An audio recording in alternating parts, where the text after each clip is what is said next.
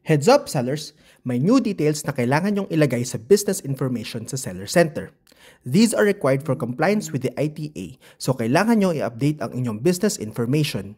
These new details are primary business document, business email, business number, valid ID kung ikaw ay sole proprietor or one-person corporation. Ang kailangan mong i-upload na primary business document sa Seller Center ay depende kung ano ang seller type mo.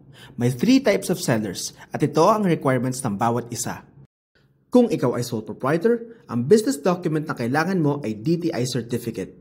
Kung ang business mo naman ay isang partnership, corporation, or cooperative, ang business document na kailangan mo i-submit ay SEC certificate or CDA certificate. At kung ikaw ay one-person corporation, SEC certificate ang kailangan mo i-submit. For business email and business phone number, we highly encourage you to use a dedicated business email and phone number dahil ito ay magiging public information. Tandaan lamang na for the business phone number, use our country code 63 before you input your number.